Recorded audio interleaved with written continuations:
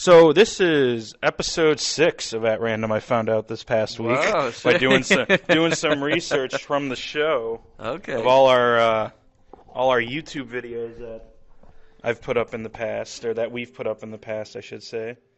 And yeah, this is episode 6. Okay. So yeah, counting all the way down to since how long? I think we did our first show last year sometime. Okay. So wow, came a long way from just putting a little recorder on a table in one of our houses, of our apartments, yeah. Or desperately putting a camera up just to get the audio. And there isn't a third person in the room with us right now. We have the movie we're going to review is just started to play on the screen here. All right, I paused it up there. A movie that meant a whole lot to our childhoods. When we first became friends, we were in 7th grade, and we would always watch this movie whenever we'd, hang out at each other's house, do like a sleepover, something like that. It was like, Did you bring it? Yes, I brought it. It was the old VHS tape. Yes, I brought it. Yeah, of Jim Carrey in his absolute prime in Liar Liar.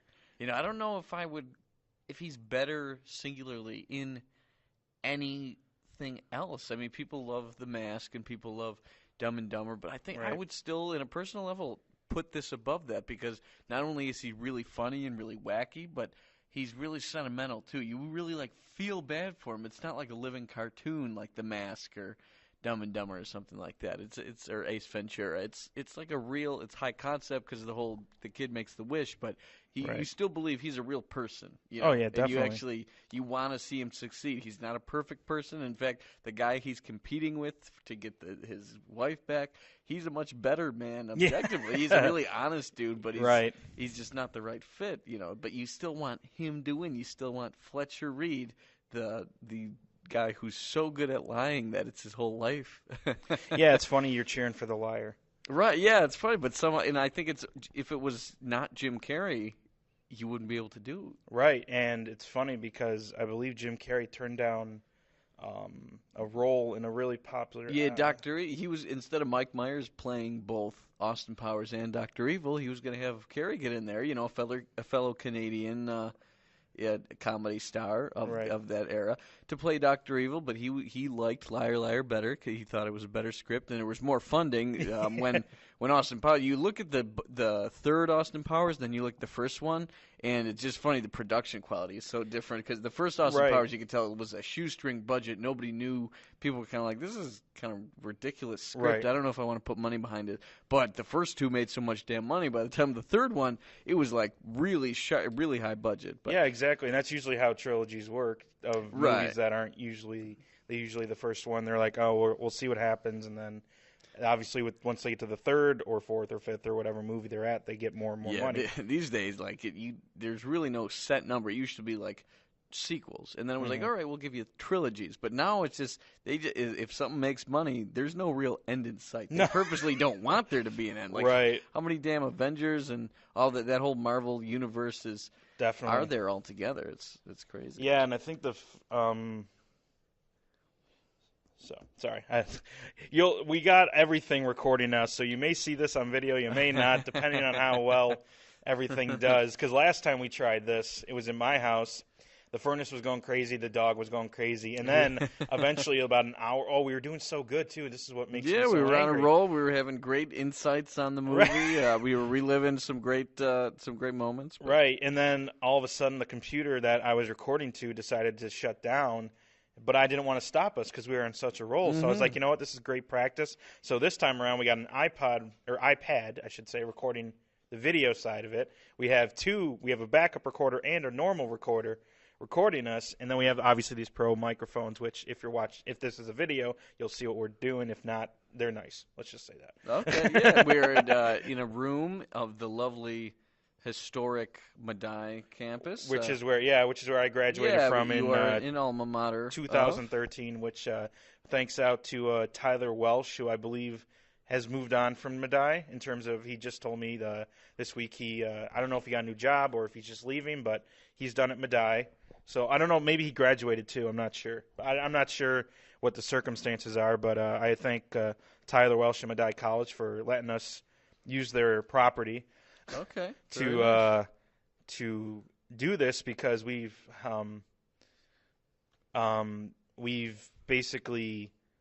tried this so many times. We've tried my basement, we've tried your house, we've tried my kitchen, we've tried We everything. finally found a home here, and a good thing is when it comes to that is I know the luxury of you don't even have to leave house to go to work. But at the same time, it almost feels more professional, especially at this stage where we're just kind of doing this for fun. We both have broadcast experience, but we just wanted to feel more productive when we'd hang out, not just talk. Yeah, and not that we wouldn't be productive. It's just, like you said, the professional feeling of it. Like you're going to another place to record. There's a destination with equipment, and there's a set schedule and that sort of thing. You know, it can feel good because I know a lot of famous radio people out there. Like I think Jim Rome does his show from his own house, and I think Joe Rogan does his show from his house, and you could probably name a ton of others. Most big-time celebrities in radio or podcast, I'm sure, just kind of eventually, once they got big,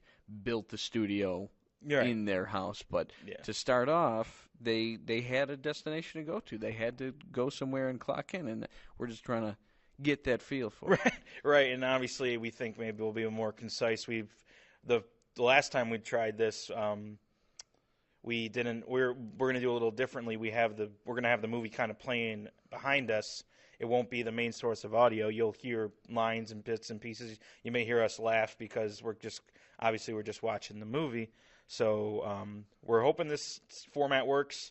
We're going to do movies one week, and then another week we're going to do WWE stuff because you're more into the movies, into the actors, into their careers and all that kind of stuff. And I love WWE. Yeah, you grew up on wrestling, and in fact, I didn't grow up on it because my parents wouldn't let me watch it. But as an adult, I've gone back and watched a lot of it. You caught up on what you missed. Right. Yeah, let's not get me in trouble on our first show here. That's sixth, technically. But yeah, the 5 before this, really, it's not like a series. It's more just honestly, those first 5 episodes, I think, were just literally the name at random. But then we realized you can't just go into close the door, turn on the equipment, and then just have an hour-long show. You have to have some form of content. So the name at random actually goes back to when me and Trevor were both at school, and I'm sure you've heard these stories if you listen to the first 5 episodes. Right, but yeah, that was the conception of the show, is we would go on either this here's campus radio station or just down the street. I'm a Buff State alumni. We'd go to WBNY 91.3 FM, still on the air, but it was called at random because we realized we were almost better without prep. If we made a list, we'd go through it and we'd be like, well, now what? And the show just got a lot better when we threw the list away and just kind of rolled with whatever we were thinking about. Exactly. But then we realized as professionals, you can't. There's no professional in the world that does it randomly every night. Yeah, exactly. We got lucky a couple of times, and we had this lightning in a bottle thing of that was an entertaining show, and we didn't even prepare. But we realized you can't rely on that. No, you can't do that. That's for sure. We stopped that once it started to cool off a little bit. Right. But. So now we're going to try and get into the movie review things. I personally am going to start trying to do Let's Play, which is basically playing video games and commentating while you're playing them. Yeah, that's really popular. That seems like a whole third of YouTube is just that kind of stuff. And now, also Twitch too as well. And I think Twitch is a little more friendly because I think they're a little more lenient. I haven't looked into it yet, but good. Yeah, I've heard that. Actually, it's funny because the game I'm going to start with is a game you know very well. It's Sly Cooper. Oh, yes, one of my favorite series when I was a kid. Yeah, the Master Thief raccoon and all his ancestors were thieves in different eras of history. You got to steal back all their artifacts and stuff. Yeah, that was a hell of a game, So 1 through 3, all of them were and there's actually a 4th for the PS4 that I never got to play. But even though I have a PS4. Yeah, different company. I remember Sucker Punch made the first 3, and then they gave it to somebody else. Because they do the little... Right, yeah, that's in the beginning. You hear their famous logo, yeah. Yeah, you hear it. So yeah, I'm hoping that starts in the future. Awesome. I got some WWE review ideas. So this is cool. just the start. Hopefully, me and you do and we also remember that we were talking like at dinner, we would meet each other up for dinner, and we would just have these random conversations. Like, man, if we just had recording equipment, right? And not many people, yeah, we'd be sharing a bloomin' onion at. at Outback or Right. something, or like a stack of wings, and we'd be like, "That was hilarious. Why aren't we recording this Yeah, stuff?" You know? we could make money Yeah. because money makes the world go round nowadays. But Yeah. and other people's opinion, Right. not Yeah, it's just been a we. thing for a while, but Yeah. So yeah, we're gonna watch. We're gonna have Liar Liar playing. I'm actually gonna hit. If you want to follow along, we're actually hitting play in 3, 2. Let's say 1 when this thing actually. There we go. All right. All right. So it is gonna start playing. Like I said, you'll hear the kids, or you'll hear all the voices in the background. And we're just starting off in the classroom, which is of Max, which is Yeah, the main character's kid. It's cool that it doesn't open on the main character; it opens on his kid, and his kid is really the driving force of the movie. It's all about like the kid might leave him, and his ex-wife might move away. He doesn't. The only person he really truly cares unconditionally about is his son Max, and he's the first real character that you see. right. And then we go from his really funny scene where they're talking to the teacher, and he says, "My dad's a liar." Which a is liar, which is what he is, but right, he technically. mistakenly said She's it. like, "Oh, you mean lawyer?"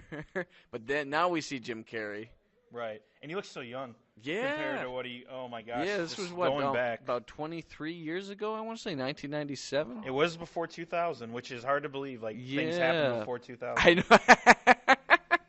Yeah, that's funny. But, yeah, 1997. The first scene where you see Jim Carrey, you kind of see him trying to be a good dad, where he's like, "No, I have to do something with my son, who we just met." Right. But then he's like, "Oh, I can get him for an interview," and like, Yeah, right away he's like, "Nope, sorry, got to see my son." They're like, "Oh yeah, well, a reporter wants to talk to you," and immediately he puts that aside for his ego, and Right. that's why he's late. And you see him do cute stuff with his son. He's got these little quirks that they share together. Mm-hmm. Yeah, it I calls just him. love how he calls him. Yeah, it creep. calls him. Like, who would in this day and age? You'd probably be like Child Protective Services. Yeah, you call people. it. You call your kid creep. Right. Yeah. Kids are softer nowadays. And of course, you see the famous thing that probably everyone who has seen this movie or knows of this movie knows. It's the claw. The claw. Yep, it's a cool thing. Which He's is just tickling his stomach. Which it's funny. I don't do the claw, but I do that with my nephew Max. Which ironically, wow, his there name you is go. Max. I Yeah. didn't know that was your nephew's name. Yeah. Nice. Maxwell Bean. Oh, cool. So, Sounds like a stage name or something. That's cool. It sounds like a coffee company. Yeah, yeah, he's got a badass name. Good for him. Yeah. Well, his Cool. kids, But so you've emulated this famous liar liar thing? Yeah, kinda? to make them laugh and stuff like that. Nice. And another funny scene just popped up where the kid just like, you can understand the kid doesn't know that they're divorced or anything like that, which you find out because you find out throughout the movie that they're not married anymore, and the kid just doesn't understand, which is normal. Like a kid that young probably just is kind of like, look, I just want mom and dad to get back together. I don't understand why they're living apart and stuff, but. Rick Rude and Macho Man. And Randy here it goes. Savage. Here's your expertise. Like this movie. Unfortunately, both have passed away since this that's movie right. was made. Wow. But yes, and the insight I have is that there's no way that would have been possible in this day and age when this movie was made, because I believe one was retired and the other one had. I think they both were retired, and one wasn't wrestling anymore. He was just in commentary. Right. Like so that match and that stipulation, the cage of death, or right. whatever The thing called that it, the character that Fletcher and his son are supposed to go see later tonight is really wouldn't have happened, especially not in 1997. But yeah. So knowing what you know let's talk about like mid 90s wrestling. Right. Who do you think would be probably the biggest match that they would have played at the LA Forum back then that would have sold out? What were like well, the two Hulk biggest Hogan stars? was still going around. He was still famous. I mean, he's still around now. And I mean, anyone who knows a little bit about wrestling would know that Hulk Hogan has been over since he came to the business, I believe, in the 80s. To get I don't have the exacts, and I'm sure those YouTube commenters will point out, say, "Yeah, he came out in 1984," or whatever it is. But yeah, so I believe Hulk Hogan would definitely be a huge draw, and then and from WWE it'd probably be Shawn Michaels or Bret Hart was still around. Although in '97, Hart might have been screwed over in the Montreal Screwjob, which we may watch that pay-per-view one day. Cool. But so yeah, I think that those people would have definitely been big draws at 1997. You said the movie came out. So Yep. yeah. So we find out that cool. we meet Jerry, who is what's her name? Carrie Elwes. Audrey. Yeah. Audrey's boyfriend is Jerry, and they find out that Jerry's moving to Boston. Right. So and that's the boyfriend, and he's kind of like, oh, that's he's gonna leave. You know, they just assume that that's gonna be the end of the relationship, but I just love comes how up behind later. we're in the movie we are. Like, we're talking about Yeah, something it's hard because the movie, you don't realize how good moving, the pacing in the movie is really good when you go to talk about it. It's already like 3 scenes ahead. Right. But yeah, so we go to, after we find out Jerry's moving, Jim Carrey, of course, makes his hilarious jokes and everything like that. And now we're at where Jim Carrey works his law firm, and we meet Miranda, who needs a lying lawyer to win a case. Right. She knows that the person obviously needs somebody who will lie in order to win the case, but so and this lawyer, don't have his name, or who I don't think he's ever named, but the other guy she's talking to says like, I'll do the best I can, but I'm not going to lie. But, and then she said, we'll find somebody who will. Right. And so then they cut ahead to Fletcher's taking Max to work, and the famous going through meeting all his coworkers, and long shot. The secretary is Sherry O'Terry, and she's got a goofy haircut, but he's lying that it looks good, and he sees. Oh my gosh, what a pimp! Yeah, he sees the chubby guy, and he says like, "No, you look great," and he doesn't remember the other guy's name and pretends he does, and now he's talking to the intern with the giant zit. And he's trying real hard. Which not he really to doesn't lie to him. He just kind of. He just no one will tell him that. Holds hey, in dude, the you got truth this whole, of like, you've got thing going on. A gross pimple. Yeah. Right. And then you meet his secretary, who's I think maybe my favorite character. She's great, Greta, the secretary. She is. And he reminds Max says his birthday is tomorrow, and Fletcher has this look on his face like, I forgot, crap. And he actually says he completely forgot, and Greta saves his butt by giving him a present. Yeah, to give. She has an already pre-wrapped gift, because she knew. It shows how well that she knew him, that she knew he was going to forget, so she did it all for him. Right. So basically, this whole opening part is showing Fletcher lying constantly. Yeah, his everyday life, how much he lies in the average day, hour, and minute. Now she's going through his checklist of missed calls, and he has a lie to excuse every single one of them, right, including to his own parents. Your mother called. Snowed in, phones are down. Yeah. And then Miranda called, and he doesn't even know what she called about. Right. Tell her I broke my leg and I had to be shot. Yeah. And there she is right behind him. Oh, my gosh. and it's funny because he makes a point later in the movie where he says, you can't make it in the adult world without lying. And being an adult of almost being 28, oh, my God, I'm old, I can totally understand where he's coming from. In my job, if I told the truth every time, I'd have a lot of people screaming at me. So it's right, yeah, exactly. It's kind of true what he's saying, not to the extent that his character not to the extent he's doing it, but yeah. But so now Fletcher is getting ready to finish up at work, and Miranda gives him the case that the other lawyer denied because of it include lies, and he comes into his office, which, by the way, if he's highly unlikely he would have his own office if he's not a partner. Only partners would have their own office, per se. Yeah, and we should also say you have a lot of experience in this. You work in the law district. Right. I don't work at a law firm, but I work at a court reporting agency, so I have a little expertise when it comes to the law. And so a little tidbit there that he wouldn't have his own office if he was not a partner. Partners would have their own office. Usually anyone else would have a cubicle of sorts. Okay. But we find out that they're not going to go see the wrestling match. That could never have happened. Right, because he could have turned it down, but instead she put all this workload on him. Like, look, here's the case. Hey, you should do it. And he's so desperate to become partner that he's just going to blow off the wrestling show. Right. And the kid, you can tell he's used to it because he's a little kid, but he just sees his dad walk back into the office with the giant box, and the kid's about to cry, we're not going to wrestling, and which proves that it happens before. Right, it happened so often the kid knew right away. He didn't even have to say anything. He sees his dad with the big case, and it's how often has he had to cancel plans at the last minute with his kid? Right. And then we jump to a scene. We'll go through it really quick where Jerry basically says he wants Max and Audrey to move to Boston to follow with him to Boston. Yeah. Which is 7 months into the relationship. A little too quick, or what do you think? Yeah, I guess it's different when you're that old, when you've been through marriages already. You just maybe you know a little better. Like for us, I mean, you recently got married, but you were together for a really long time. Almost before that. 6.5 years. Right, before, exactly. Yeah. So when you're younger, I think you need more trial and error just to make sure it works. But when you're older, maybe it's just a totally different game after you've gone through a marriage. I don't know. So we move to the next morning, and it's Max's birthday, and Fletcher gives him the gift. Yeah, he gives birth to the gift, which is really funny. Which is kind of funny. I think this scene is there to show Fletcher. There's still like shreds of good fatherhood. Right, he's still like Fletcher. A good dad when he can be, but he's too much of a workaholic to devote all of his energy to it. Right.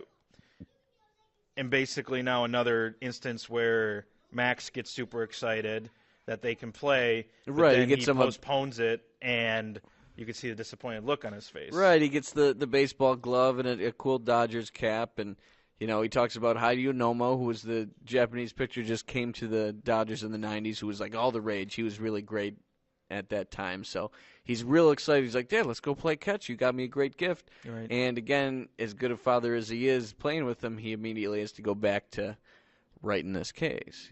Right. And same morning, now Fletcher had him for the night. Audrey, his mom, picks him up, and Jerry's there too.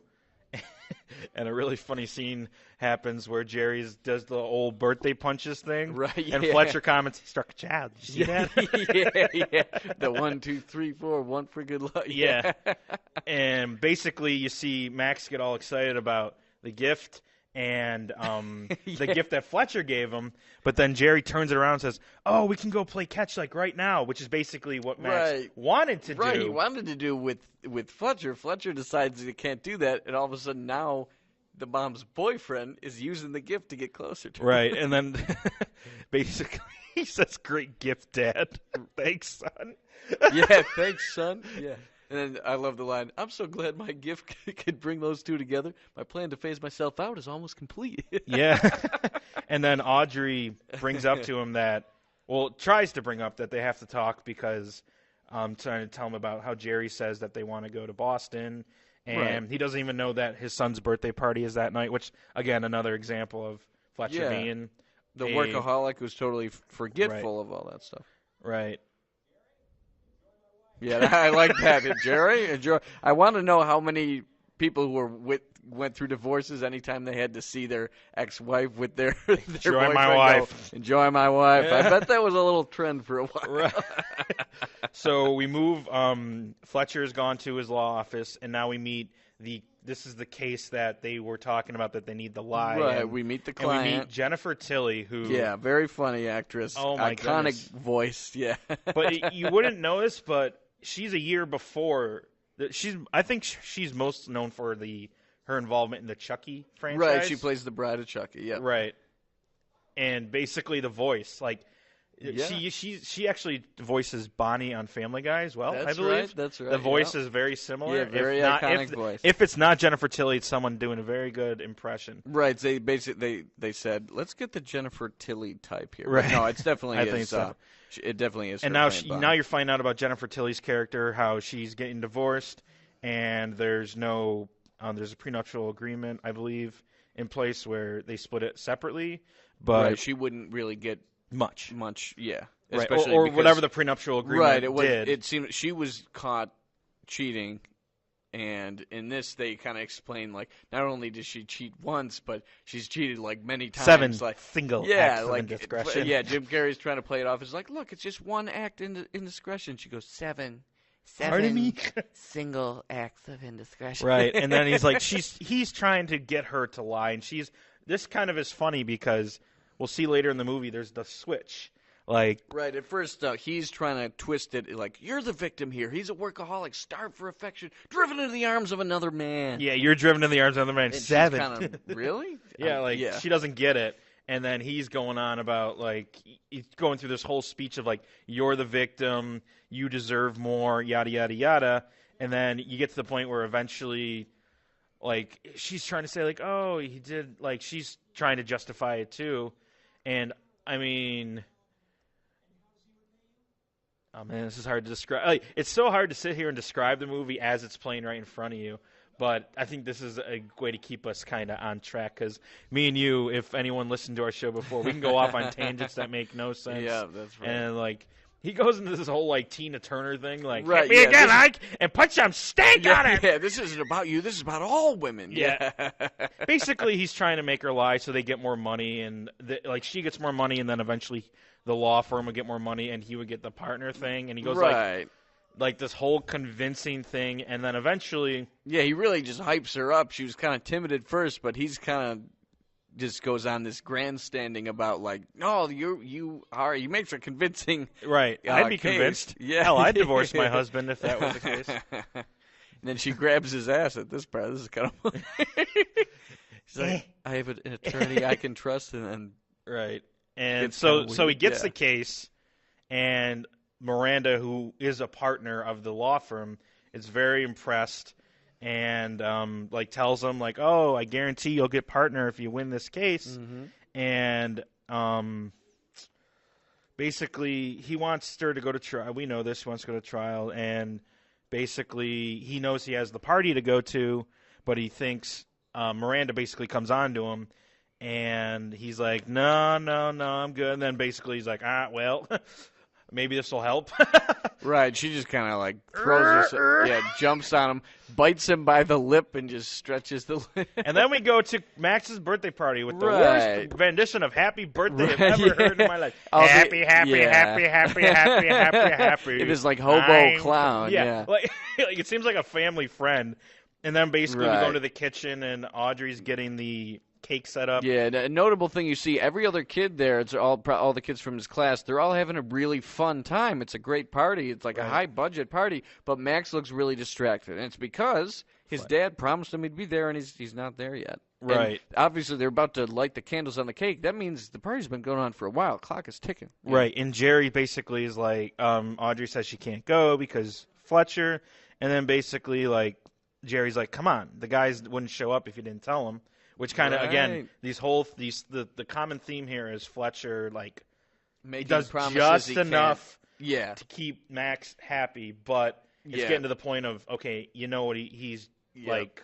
Constant and then Audrey does her hilarious version of the claw. Right, and he's kind of like, you sure you really want to stay for that guy? He didn't even show up to this, and she makes the excuse like, well... I couldn't separate Max and him. They're too close. And he's like, what do you mean we're close? Like, no, they have their own little world the together. Gipper and I have that, too. Yeah, the Gipper, which is what Ronald Reagan's right. nickname.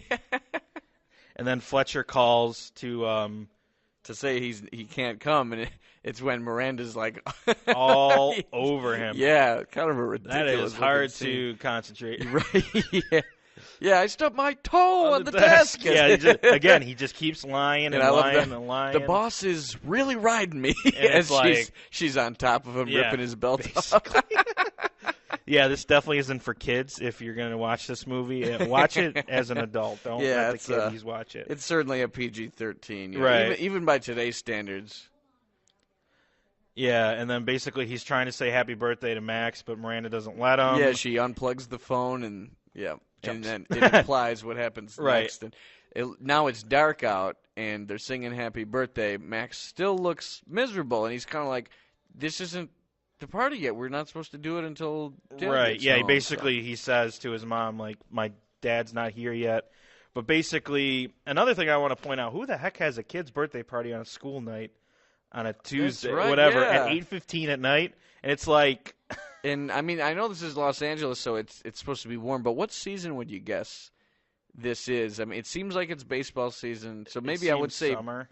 Maybe like April, maybe it's like spring. Yeah, April, so probably baseball season just started, that's why he's really into it. And it's warm, but it's not super like California. We have no indication of when it is. Right, really. Yeah, they don't give away anything else, but I would say it's probably like a early springtime kind of thing. But and then Max basically is like, he says you can wish for whatever you want. Like his mother Audrey says, you can wish for whatever you want. And yeah, and he tells him your dad will be there tomorrow and all this stuff.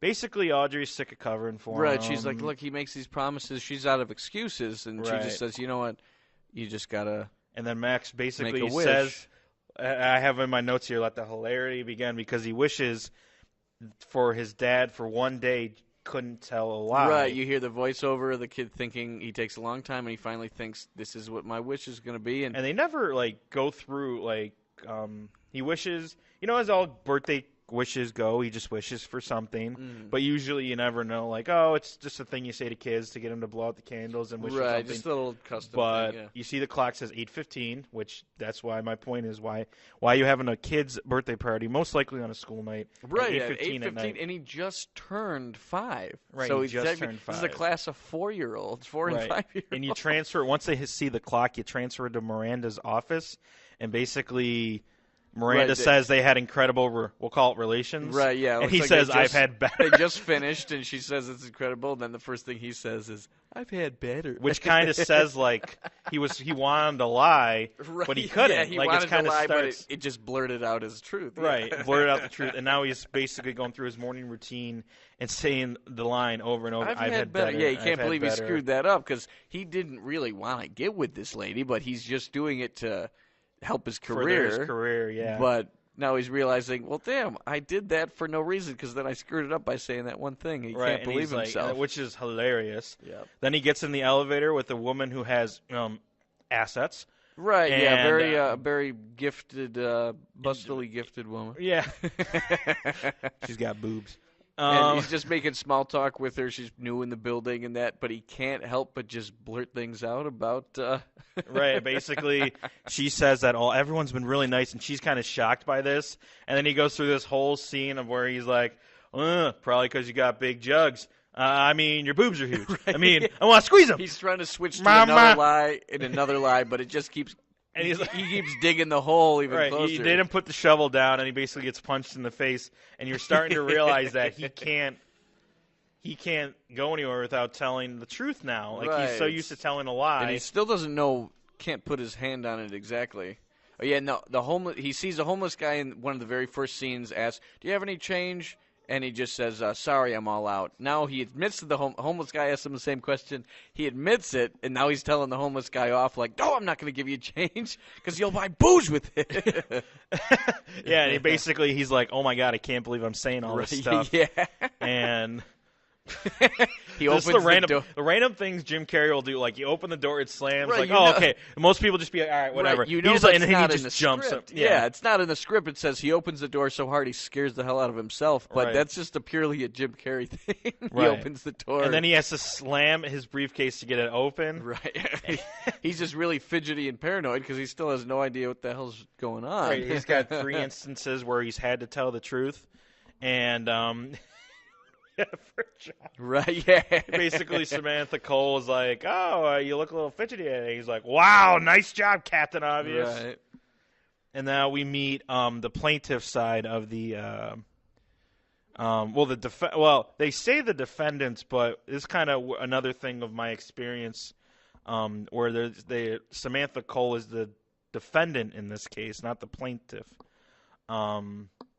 She's not bringing any charges here against sorry, I can't concentrate. I'm watching the scene. Basically, he's trying to, like, the plaintiff or the lawyer for the other side, for Mr. Cole, asks him, like, what's your case? Yeah, what's your and case? And he's trying to say it, but it's a lie. It comes out as complete gibberish. Yeah, he's trying to do the same presentation he gave to his own client, and it's just coming off as massive gibberish. Right, and then basically Jim Carrey's doing what Jim Carrey's known for, and he's just making all these faces. Right, these and then he goes, what are you going to say about it? Like, he just looks at her like, what are you going to do? You're like, that's it. That's what we got for you.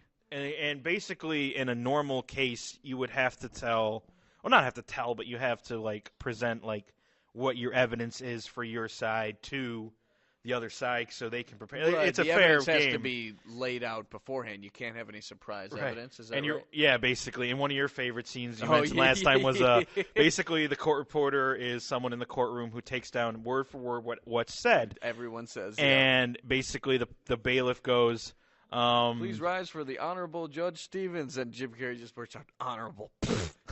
Right. And then basically the judge asks him, "Oh, how you doing, Mr. Cole?" Oh my God. Just a normal question. He doesn't really care how he's doing, but how was everything? And he goes, I had a bad sexual episode last night. Right. Basically, he's going through, like, he is learning that he cannot lie, and this whole case he's about to go through it. And he's like, he needs a continuance, which is just needs to be another day. Right, and he asks him for a reason, and then basically he blurts out, which is the truth, which is kind of funny, that he can't lie. Right, yeah. What's the reason for your continuance? I can't lie. And he's like, that's commendable, but I still need a reason. Right, yeah. Now, do you have one or not? He just thinks he's being smart. Yeah. And then he's like, oh, man. Yeah, do you have one or not? And he just blurts out, not. Yeah. And then basically he is trying to get out of this as quickly as possible. And there's mention that there was a settlement offer. And he's like screaming that we should settle. We should settle. Yeah, and he doesn't want. Settle. And then this is where we see the turn. Because now the day before, Samantha Cole was all timid and like, oh, I don't think we should do this. Yada, yada, yada. Yeah, and now she's screaming at him. And he's like, no, I want to proceed. And with the story you came up with, we can win this. And then she basically doesn't know that he can't lie. And basically, the judge asks him, "Oh, do we have a settlement?" He's like, "No, no, Your Honor." And then basically, he's like, "Oh man, we got so close. The trial will commence." Basically, he's acting completely not like himself because he has to tell the truth. Right? Yeah, exactly. He's like, "Damn, he would be nailing this if he could lie," but he's freaking him out that he right. Can't, he has no clue what to do. And now he's coming out of that same elevator. Right, and everyone, this is the morning routine where he goes past all the co-workers. He farts in the elevator and admits it was him. And then basically he tells her head is weird. Yeah, now. he sees Sherry O'Terry with the goofy haircut. Actually tells her hair is weird. Yeah. And tells the fat guy he's fat. Yeah. Tells the guy who doesn't remember that he doesn't remember him. Yeah, that he's not important enough to remember. Yeah, basically the four things he went through yesterday where he lied, he told the complete truth. And then the intern with the Pop Mark with the giant Zed, he goes, "What'll it be? A Pop Mark eventually." And then the secretary comes up to him and he goes, "Don't ask, for God's sakes, don't ask." Now he realizes basically he can't lie. So now he's testing it. He's testing it out. So he sees a blue pen and he's trying to force himself to say, the pen is red. This is probably the funniest scene in my mind of the whole movie. Like, it's probably his best acting too, because like you could tell like he's trying to force out something that can't be forced. Yeah, he's trying. He's like he's trying to say it's red, and he's like, yeah, and he's trying to say green. He's like, right. It's really amazing how he makes it look like such a damn struggle when the only thing he's struggling against is himself in real life. Exactly. And he's like, and he's trying to test it. And then he's like, "Oh, I'll write it." And then he tries to write, and the pen like takes on a mind of its own, and it's like, ah! Basically. You're gonna have to excuse this, ladies and gentlemen, because there will be points where me and Trevor don't talk for a little bit and just let the movie play. Right, because we're just enjoying it. So hard. Yeah, we're enjoying it. And here his arm is like a noodle. It's like his arm has a brain of its own as he's trying to force himself to write the line. Right, exactly. Yeah, write it or I'll break it off. And then you see he's actually writing it, and he's like real confident, like, "Okay, yeah, I'm writing it." And he looks down. It's blue. It says blue. And then, like and I now said, the pen has a real mind of its own because now the pen turns on him and he's fighting the pen off, just like the claw that he did earlier. Right, exactly. And then Greta runs in and is like, "Boss, what happened?" Yeah, she hears all the commotion and the pen is blue. You hear him talking, but you don't see his face, and then he slowly reveals himself from behind the desk. God damn, pen is blue! And he's got he's written the word blue all over his own face. Except for BB King, I think it says on one side. Oh, yeah, that's and then funny. Basically he's like understanding, like, oh my God, I am screwed because I can't lie and I have no idea. And what office has a sink? Oh yeah, in it? he's randomly just got his own sink. Like, yeah, that's this pretty guy, luxurious yeah, office. and then the more lies he told yesterday about his call list. Basically, he said that the settlement offer was a strategy to mess with them, which he didn't say yesterday. And he's asking, your mom called? Are you back? And he says no, but he's shaking his head yes. Right. Like he's trying to like lie, but he can't do it. Right, all the normal daily lies he told. Yeah, and then basically I love that scene. Are you still picking up your son? Oh, I'm such a shit. And then he just sits there and he's like, wait a minute. Right. Yeah, like I guess that was the truth. And then basically he doesn't lie. Actually, he's telling the truth this time that he can't because court. And nobody believes him. It's like the kid calling Wolf. Right, nobody believes she's him like, because no, I'm serious. This time it's not a lie. She's and like, he says really? something I really want to see Max. And then he's like has a revelation like, that's not a lie. That was the truth, yeah. Now he reveals to Audrey that he was telling the truth. And he's like, basically he's like, oh, I shouldn't have said that. Oh, my God. Who says that? Who says that?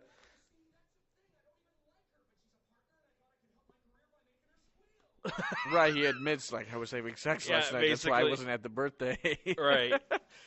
She's like, well, I hope it was someone you liked. And no. That's a good scene, too. He asks himself why What's it's wrong with me? me. And basically he answers the question with I'm getting truth. what I deserve. I'm reaping what I sow. And then he covers his mouth. Yeah, he slaps his own mouth, yeah. And then basically Audrey's like, you know what, I've had enough of this. And then he talks to Max about going somewhere, going to Boston. And Max is like, oh, I guess my wish didn't come true.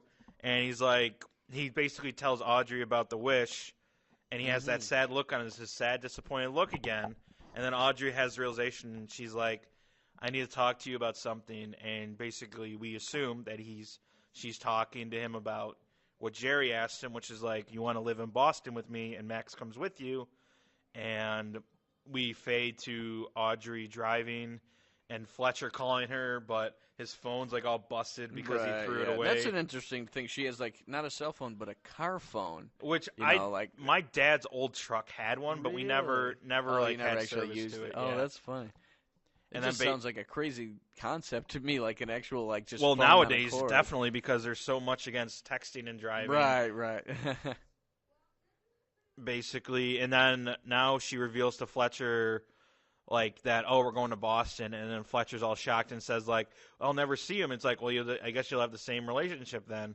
And now he's running away, like not letting anyone distract him because he's like, I need to see Max. I need to go with his ears covered because he knows. Another good part of this movie: the elevator shows up. Who's there but Miranda? Yep, the first time since he said I'd had better.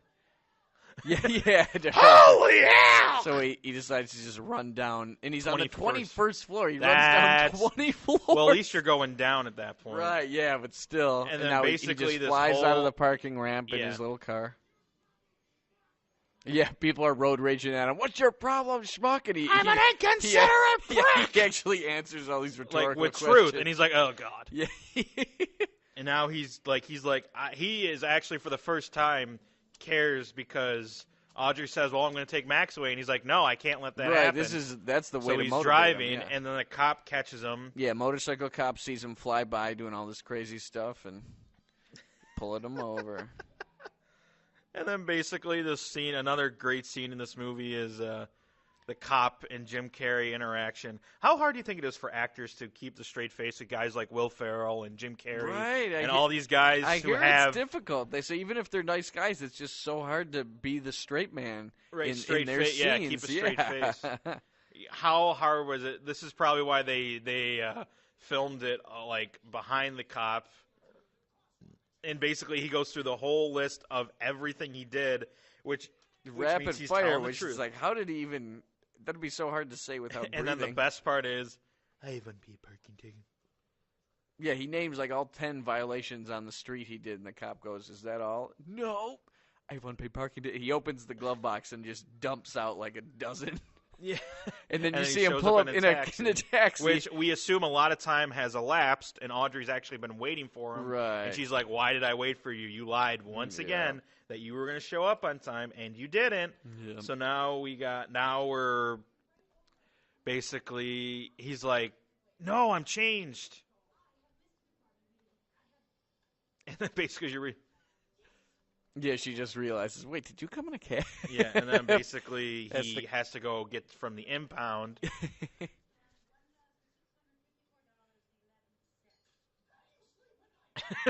Right. Yeah, he owes over $1,000 just to have his car. Man, Right. he takes the dollar. Yeah, he steals cent the thing. yeah.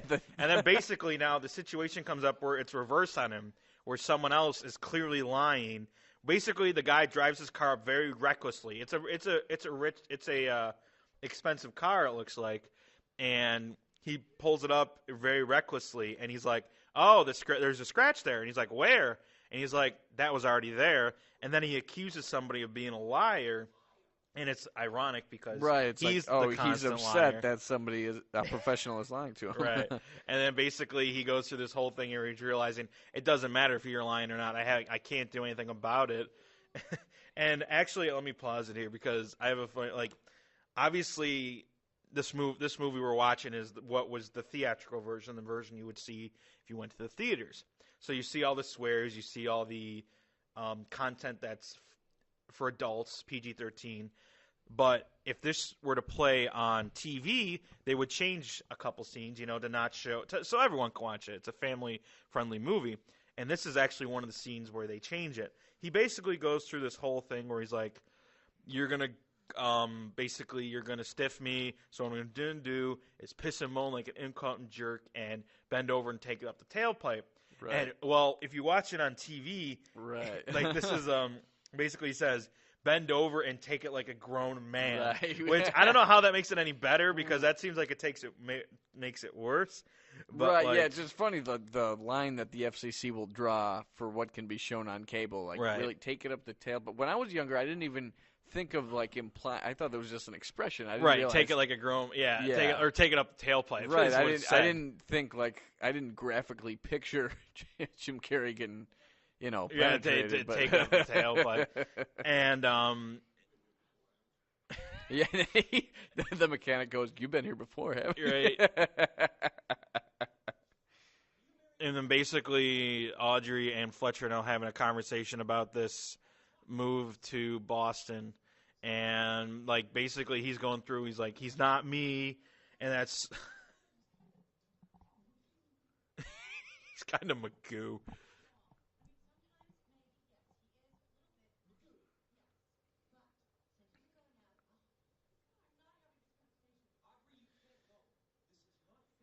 Basically, Audrey reveals to him, it's not fair, and it's like, are you kidding me? You basically told your 5-year-old son that you were going to show up at his party, and then you didn't because you wanted to have sex with your coworker so you can get a job. So what's important? Basically, the question is asked not directly, but, what's important to you? Is Max actually important to you?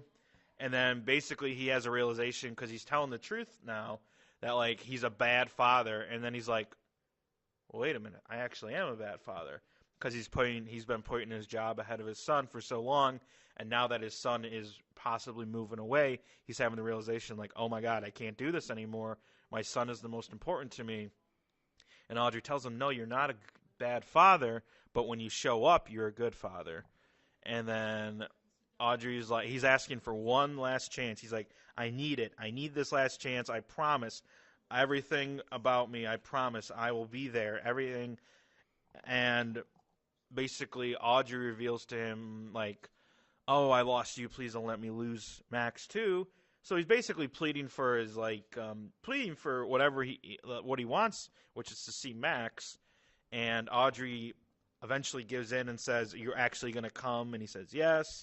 And then he gives Fletcher one more chance to, basically be a good dad, And he's right. and she says, if I tell him and you don't show up, and we're going to Boston. Basically, he gives him the ultimatum here, which you figure he would have given it to him a long time ago, right? But I guess maybe he never had the chance. And then Audrey reveals to him, do you know what your son was doing at 8:15 last night? He was wishing that you couldn't tell a lie for a day. And then Audrey drives away, and Fletcher basically goes, oh my God, that's what's causing all this issue right now. Max wished that he couldn't lie, and now he can't lie. And this is this timeline is really weird. This is all before 1:30 because he has to be back in court at 1:30, right? So this scene where he drives away from the office, everything like that, is all before 1:30. So basically, he runs over to Max's school to pull him out of class, and he says something. He's like, "I'm Max's bad father. I'm his father." Yeah, he just spits it out. I'm Max's bad father. Yeah, and his father. And then he reveals to Max that your wish came true. I haven't been able to lie all day so far. And then the kid is thrilled.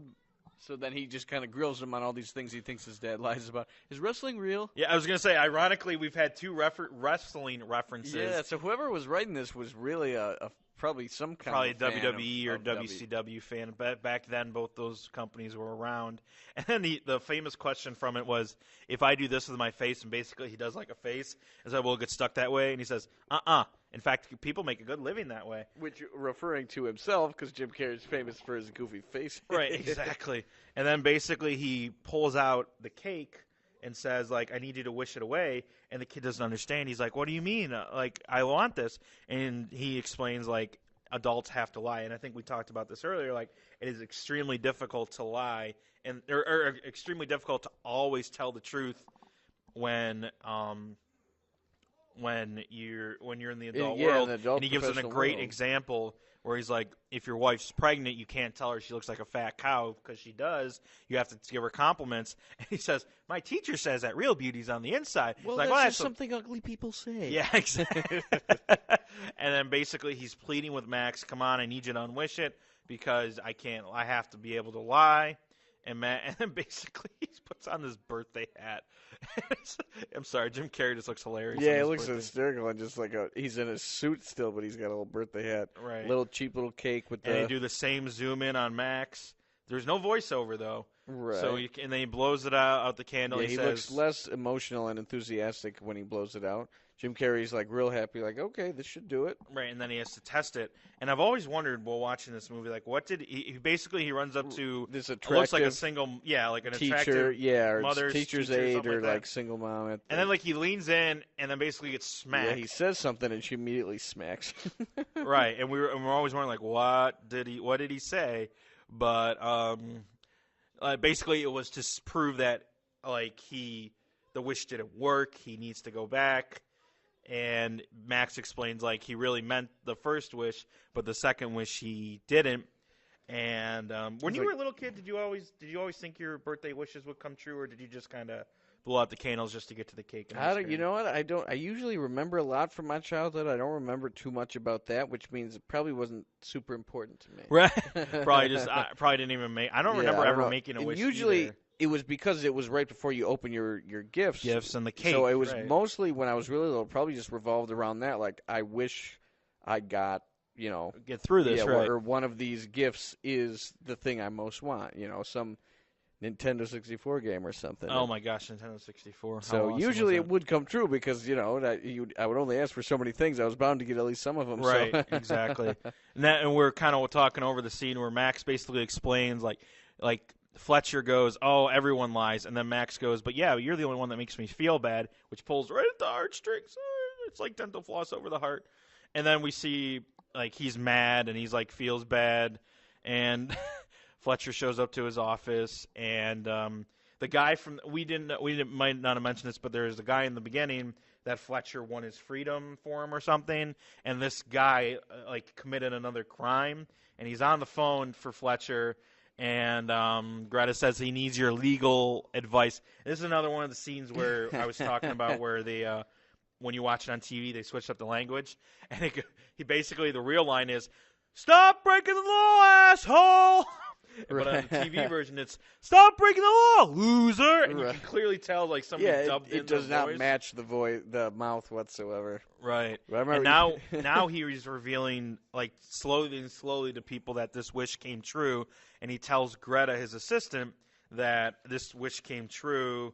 And she thinks it's cute. She's like, oh, kids. Of course, he was thinking about that. Right, yeah. He thinks she's crazy. Right. And he's like, no, your kid loves you. You're his hero in that. And he's like, then how come last time my kid was wishing about that? Right. And Miranda. She happens to be walking by the office. She overhears that. She kind of believes it without any grain of salt. Yeah, she's like, huh. Yeah, he's like, isn't it weird to you that I was telling the truth the whole morning? Right. And I don't know how long she stays and listens, but, like, basically.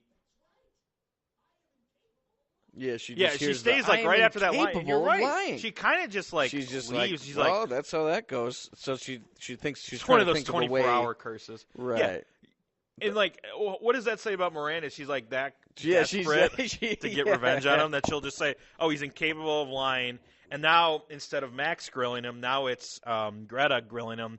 And basically, it's a really legitimate issue where it's like she asked for a raise, and Fletcher said that he would give him the money out of his own pocket, but he couldn't do it. And basically, he said a lie so he wouldn't have to pay her any extra. Right in her back pocket. It's funny, like right in her back pocket, she was like, "All right, Greta, name something I normally lie about." She immediately just spits out this story of right, and then she's like, "Oh, you lied to me." So now so Greta's going through quitting. She's putting all her stuff in a box. She's quitting because. Yeah, now Fletcher's on the phone with the judge, and he's trying to get a continuance so he can lie again. And another question that Greta asks is about a picture frame that Fletcher gave her, and it says, like, "This is, you said to me this is from Tiffany's," and she reiterates Tiffany's, and which she's would like, have been which implies that it was like a real silver like frame, like probably like $100 or something like that, and he just barely blurts out, "Garage sale, $650 knocked down from." Yeah, and now he's talking to Judge Stephen Strine, and then his mom calls, and he basically blurts out that like, "No, I haven't been. I've been here. I just didn't want to talk to you." But he has a legit reason why. I wouldn't want to talk about my dad's bowel movement, size, color, frequency either. She's like, "Why?" He's like, "Why?" Because you insist about talking about your dad's bowel movement, size, color, frequency. I'll call you later. And then like he hangs up on the judge. He's like, "Oh, damn it! I called him off. I cut off the judge." Right, which he knows now. There's no chance he's getting his continuance. Right, so he ticked off the judge like that. And then basically Greta gives him a moral conundrum. She goes through this whole story about her friend got sued by a burglar who burglarized her house, but he fell and cut his leg on the knife. And like she says, because of guys like you, the burglar won, and she had to pay him money. And then he says, "I would have got him more money." And basically, what she's like, "Nope, we're done. No, not giving you any more chances." Yeah, she's thinking she could get him to show some sympathy or empathy or anything like that, and he just goes, "I would have got him $10,000." So she's like, "All right, see ya." And then Miranda creeps up right behind him. He flies into the wall. God He's so into heaven! And then like now Miranda's putting in her plan to get Fletcher either in trouble or fired. It never.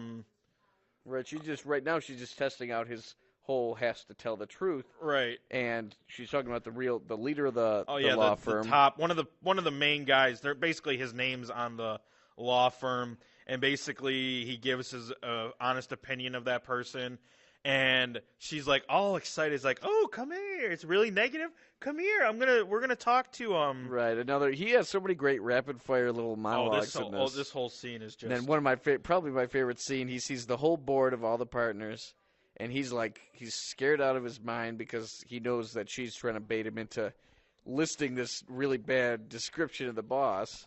Right. And she's like, "Oh, tell the boss what do you think of him." Basically, he said a lot of negative things about this guy, and now he's like a pontificating, pedantic bastard, a worthless, steaming pile of cow dung.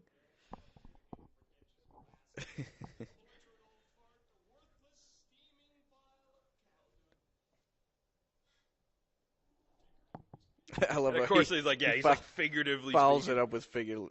Now, the whole board is all like cringily looking back. What's the boss going to say to this? And at first, he looks like he doesn't know what to say. He's kind of pissed, and then he basically gives a reaction that nobody was expecting. He takes it as a joke. He thinks it's hilarious. He thinks he's just screwed with him. It turns out. And Miranda's like, "Oh, God." Right. He's just saying, "I love a good roast," And then basically now that Fletcher knows he can tell tell all the truths about people, he goes through and he tells his honest opinion about every person. He gives a roast. Calls one guy old, said he should have retired forever ago. But he can't stay home because he hates his wife. She's the one who gets plastered. Yeah, and then he's like, tells the brown-nosed guy that he's like, "You're the biggest brown nose. You have your head so far at Mr. Allen's ass. I don't know where you end and he begins." Right, yeah. And then Miranda's like standing back there. He's like, Right. You just go everybody out. There's probably like 15 12, people on the. There are 12 people on the board. He just goes one by one and just like tears their life apart. But he realized but it's all a joke, so no one takes it seriously. Yeah, the boss just loves roasting people. That's his thing. And then he just screams at Miranda, "Slut!" Right, and everybody's just in an uproar. It's an absurd cavalcade of everybody laughing their ass off.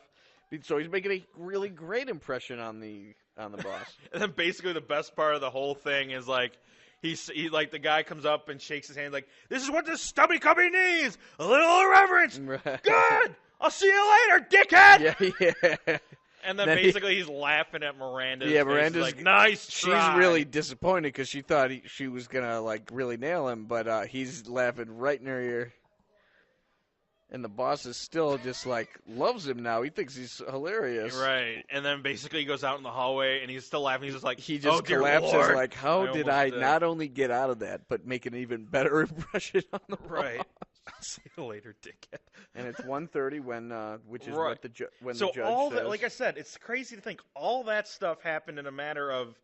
Courts usually start at 9, so if you have to assume that in a matter of 4 and a half hours. Right, yeah. That's all basically from when day. he begged for a continuance in court, and then basically they get to the point they're back in court. And there's just a lot of things I want to point out. Being in the law field, there's just a few things that doesn't make sense. And I think they're all going to come out. Actually, I'm going to let it play because I think they're all going to come out as we speak. And basically, the first thing you're got to notice is that there's in the movie there's a crowd, and I've been to court cases. I highly doubt a divorce case, unless it's of a major famous famous person. Which there's not this gonna guy be a is really crowd. rich, but he's not. I mean, being really rich in Los Angeles isn't really that big a deal. It's right. not implied he's famous. So what you're saying is it's really odd to see a packed courthouse right for a divorce trial. Right. So now the plaintiff or the claimant is calling their case, which is normal. Basically, the person who is bringing the case goes first to prove what they're trying to prove, and then the defendant has a chance to respond. So basically, they brought up an expert that was a PI, basically a personal investigator. Which I have personal opinions about of why they're legal, but anyways, that's not this podcast. Do you see many in your professional? Actually, yes, a lot. Really? A lot of wow. A lot of law firms will hire professional investigators. Basically, all they do is they sit in their car and they'll record the person. Basically, I've seen them used when a car accident. Basically, a person's claiming they can't do anything, and they just record them saying either they're telling the truth. And they can't do the things they said they're going to be able to do, or they can do it and they have video proof. So let that be a warning. Anytime you're trying to claim an injury, don't think you're not being watched. Well, you're being watched. Claim injuries that are real. Let's start with that advice. I've seen so many people, basically, if you lose, you pay the person. That's how, basically, if you lie, you're going to be caught because most lawyers are competent. They're not the jury, unless you settle. I mean, it's hard to explain. Do you say that's a pretty common case that you get? Honestly, though, I never see the results. Oh, that must I usually be frustrating. It is. I will go through. It'd be like if you could only read the first 8 chapters of every book you read. Right. Yeah. Basically, and now they're going through the PI. Yeah, the PI. It's very obvious. There's really raunchy sex in this recording.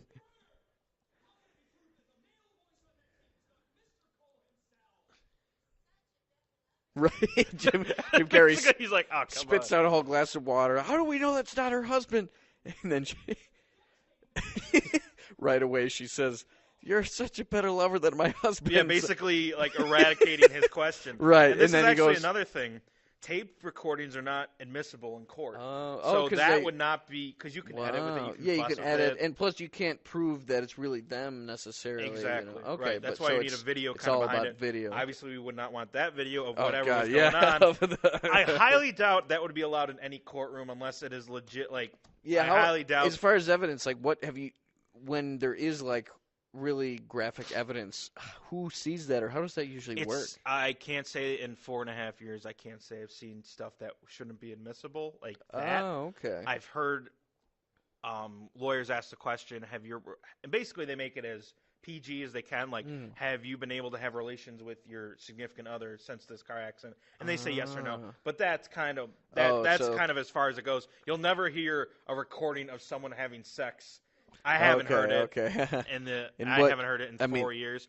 But basically, that's why I was saying, like, in my research, tapes are not admissible because, like you said, you don't know who's saying it. They could literally be anybody who sounds like whoever they're claiming it to be. Right, yeah, I can see why they tapes don't fully are not trust admissible. that, yeah. Also, the judge we kind of saw in the movie, the judge came out and then asked, is everyone ready to proceed?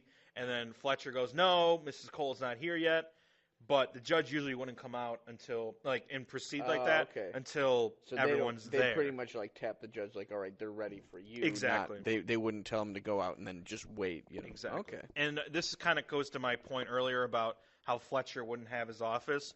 If he was an associate, which is what we're assuming that he is, because he's trying to become a partner, he wouldn't be trying a case alone.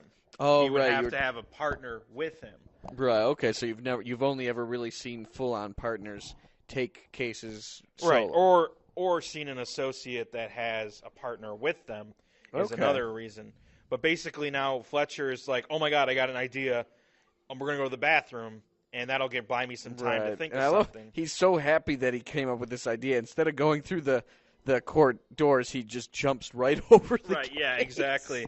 And now he's in the bathroom. He's peeing, trying to think of an idea. How am I going to get out of this? And another thing about this scene, and then if anyone knows who's seen this movie knows, this is all real. There's no sound effects. There was no Foley effects, no sound effect, no enhancement. He gets the idea he should beat himself up. Right, and he's like, oh, maybe this will work. So basically he starts punching the hell out of his face. So, yeah, apparently all of these sounds, they just had a sensitive microphone on the set. None of it, he was actually beating himself up that badly. Yeah. He put soap in his eyes.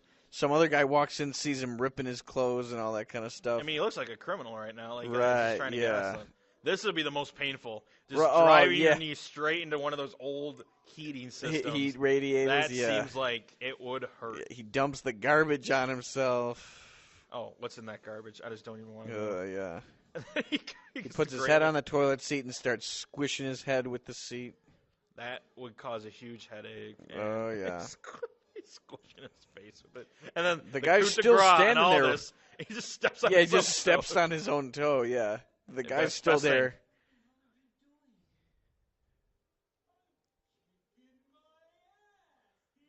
Yeah.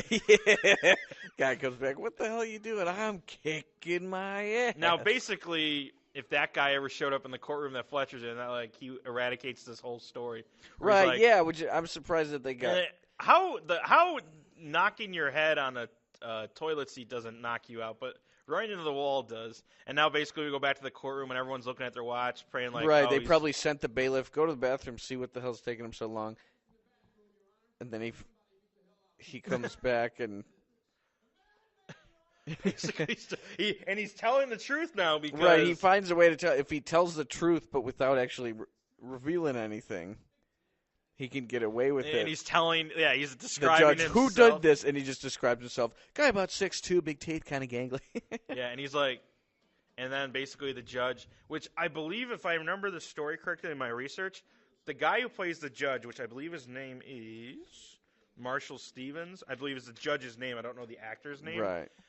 Apparently he died days after production stopped. So we're seeing his last couple of days alive. Yeah, basically. Not just his last movie, but he died right after wrapping the project. Wow. And then basically, speaking of the judge, he asks him, I'm going to have to postpone it. Yeah, at first, and he gets what he wants. Yes, and then he just, at the last minute, asks, unless you feel you can proceed, and he just has to say, yes, I can. And he's just I just went through all that. And right, and I still,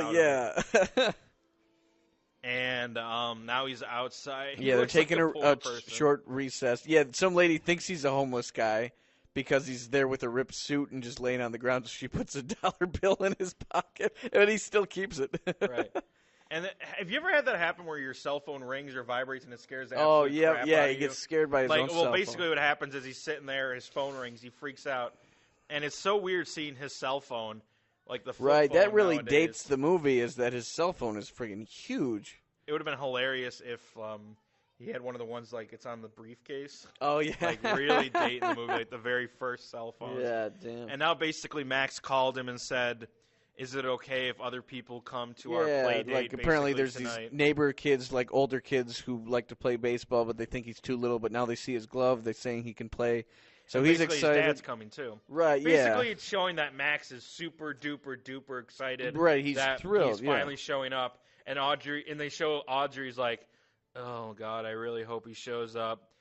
Basically, Samantha Cole shows up with this guy. We don't know who he is yet. But right, he goes, it basically says Mr. Reed. Mr. Reed. Mr. Reed. Yeah. Right, and then you realize, and then we find out who it is. This guy also has passed away. Really? Yeah, wow, he looks I don't know what the actor's young, name too. is, I gotta look that guy up. I believe he passed away as well. Huh. And I just love how you have the IMDb app. Yeah, like, I mean, you of all people would definitely have that. Yeah, app. no, I'm not the type who are like, who is that actor? What were they in? I guess I'll never know. Like, I need to find. I put myself on a damn Google mission. basically as an app. Yeah, exactly. I gotta find this. And now, out, you know. like Kenneth Falk is the guy's character name. Oh, that's right. Wow, he was only 57. He died back in 2011. Wow. Christopher Mayer, his name is.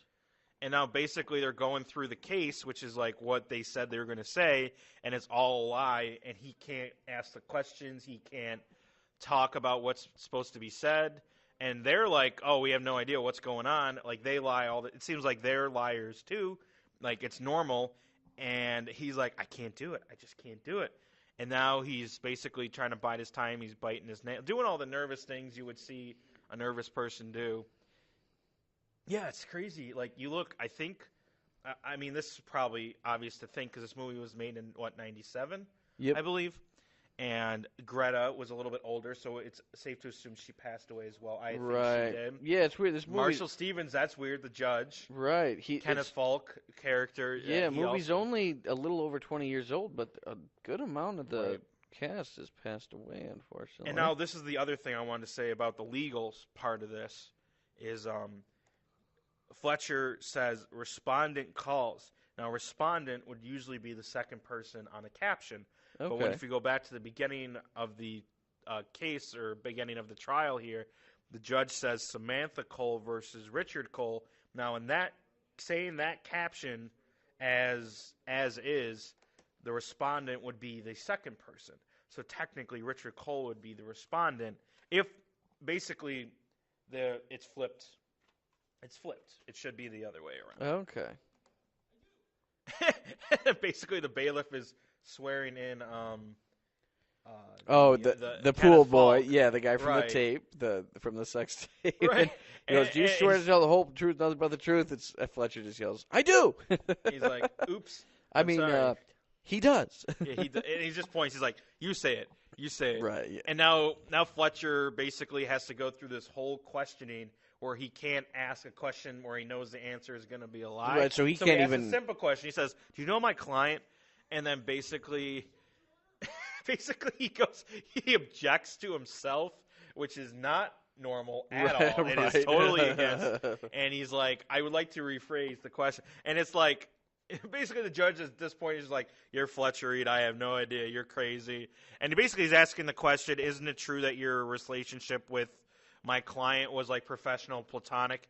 And he basically just said, he asked that question again, and he's like, I object, Your Honor, and I move to strike. When I was a kid, I thought he meant he moved to strike the judge, like he's going to punch him. Like, I didn't know what strike meant. Yeah. Now with my experience, I know what it means. But, like, back when I was a kid, I'm like, what, he's going to punch the It judge? sounds Like, what's scary. going on Yeah, here? I thought he was going to punch somebody. Yeah, exactly. You don't know when you're a kid.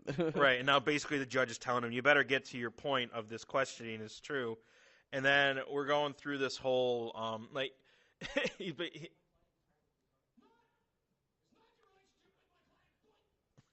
basically he's telling the truth, and he's like asking all these questions, and he's like saying, basically.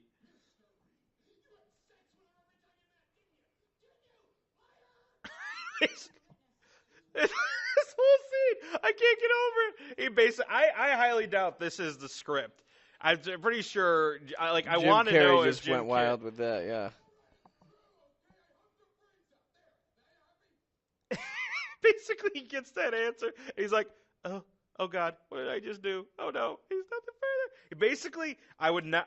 First of all, another thing is like I've never seen a witness go to court and get asked 2 questions. I mean, I know this is elongated, really? but like 2 questions is all he was technically Oh, asked. right. Basically, he slams his head on his desk, and then the plaintiff lawyer, or we'll call the claimant, basically says no questions because, like, what questions do you need to ask? You basically just did our case for us. And then he asked, "Do I dare ask you to call your next witness?" And he's like, "I have nothing else." But he's supposed to. Basically, he hit his head so hard on his papers that when he came up, like there was still a paper stuck to his head. And like we said, this is another instance where it's reversed because Samantha Cole was like the timid person that didn't want to do this originally, and then got convinced. And now Fletcher's like, and she says something. Basically, she says her age, but her age that she just said to him is not her age that's on her license. Right. And now he's like, oh wait, there's a way I can tell the truth, and still win. And now basically it's just hilarious. Like everyone's like he calls his right. In client the to audience stand. at this point, you don't know what he has planned. Like, what is this revelation about? She just says her age, and he starts. Jim Carrey like goes through these papers and is like, wait a minute, there's a way out of this. Right. And he's starting to look confident, and you're like, what is he doing here? I don't know why. So she goes up to the stand, like when the judge was about to bang the gavel, and like that this case is over and that he's ruling. And like I said, it's very weird. They do it completely wrong. Like the judge would not just do that. Like just like rule in favor. He'd have to like mostly they would go back to their chambers and think about it and then rule. Oh, okay.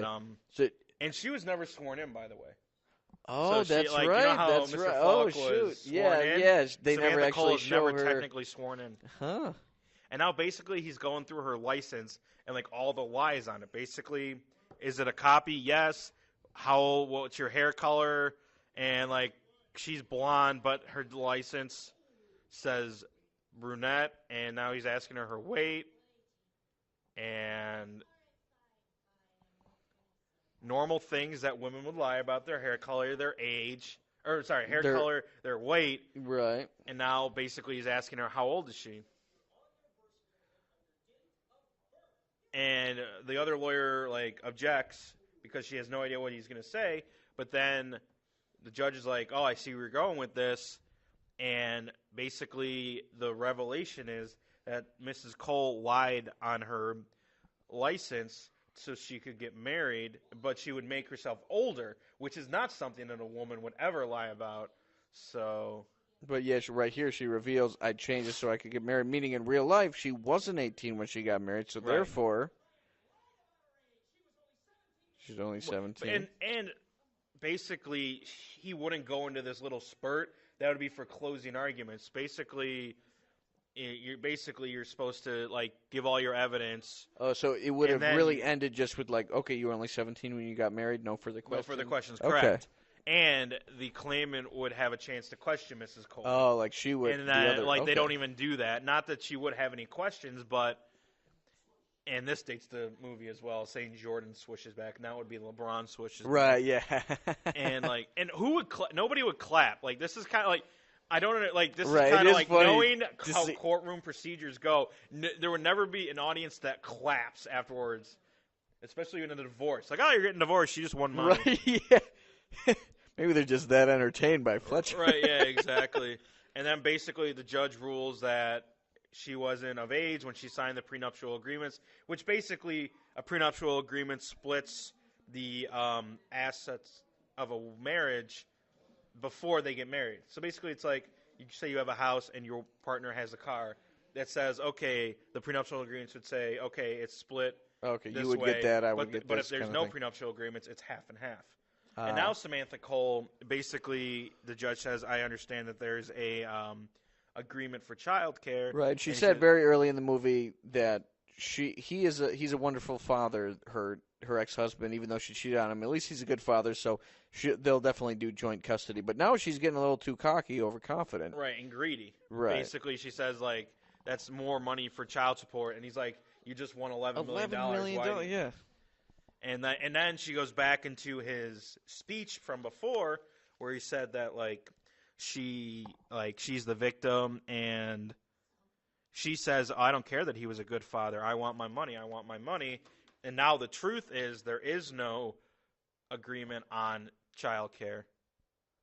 So, and then he's realizing, oh my God, this is what my lies have gotten me. Right. And it is sad to see children involved in a divorce, because some parents are good parents where it's like they do what's best for the child, the divorce but aside, clearly right. This mother, and then you see right here that basically like she treats them like pawns to get more money, like clearly, and it clearly looks like Mrs. Cole is a lot younger than Mr. Cole. So clearly, like, she married him for his money. Right, it for seems his that money. way. Then she cheated on him a bunch of times and has now taken a bunch of it because of this technicality and because of in court. Right. Yeah. And then now they have these kids that he's a good father, but he's not even going to be able to see them, and now he has to owe her even more money for it. And he's a really defeated man, and Fletcher kind of sees himself as like, damn, I caused this. I really ruined these kids' childhood by... Now they have to go with their mother, who's obviously a terrible person. Well, yeah, she's revealed to be a terrible person. Right. But then the boss comes over basically to promote him on the spot. Right, he gives him whatever he gave him what he's been working for goal, forever. The whole movie was to get this promotion. Right, and now he's like, I can't take it. Right, he has this change of heart right before he actually gets promoted. And then he has to approach the bench, and the judge is like, what are you talking about? And we're adjourned, yeah. We're adjourned. And basically he wants to take back what he said. He's like, a technicality is what won this. Right, I manipulated the system. It was just a technicality. That's not right. And now the judge may agree with him, but having basically it would be like someone random coming up in you and saying you're acting shitty, or me saying, my video is terrible. I've never met him before, anything like that. And they come up and they're telling you that. Basically, that's what you're telling the judge. Like, I don't agree with what you just say. And then basically he has a revelation, and he's like, and it's just crazy. Like, basically all movies have this moment where the main character has the revelation, and right. This is the character getting the full arc. He just learned that there's more to life than the promotion. He gets the promotion, but he gives it up for doing the right thing. So he gets arrested, and now he's like, I get a phone call. And of all people, why would you call your he calls the ex-wife. They don't imply he knows many other people, but still. Yeah, and basically now he's now they're leaving to go to Boston, and my thing again is like most courthouses close at 4:30, 5 o'clock. Right. And she did say 6. So unless he literally has been held in holding for an hour, and now basically she's like, no, I'm done with you, and he just basically wasted his one phone call to someone who's not going to come get him, and now he's stuck there, and he knows that Max and Audrey are leaving. Not that he doesn't care about Audrey, but he cares more about Max. Right. And my thing is, so he's all big about, them not going to Boston. He's going to stop them from going to Boston. But weren't they just going to go look at houses? Isn't that in the beginning of the movie, he's like, oh, we're going to look at houses this weekend, is all he said.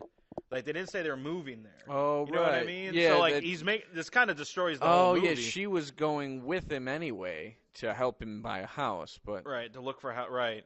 And now basically you find out that Greta learns that. Yeah, finds out hey, do you hear your boss? He's freaking in jail. She's the one who bails him out. She has a great line. Have you been molested yet? Because I could circle the block. Right.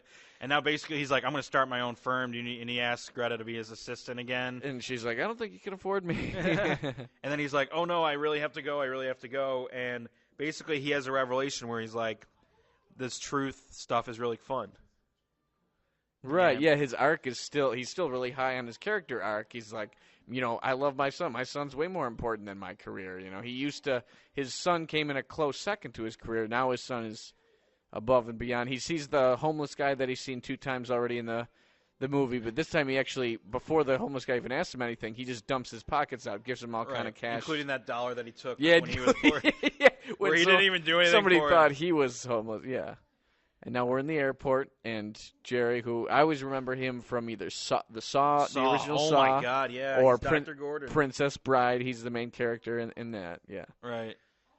And now you're starting to see little cracks in Audrey. She's like, yeah, what am I doing here? Yeah, I'm really going to spend the rest of my life with this guy. And then he tries to recreate the claw, just try to win the kid over from his dad. Ooh, look at the claw, and he's doing it really corny. Yeah, exactly. And it's like, he's fine. You don't have to do that, Audrey. Yeah, but it's not you now.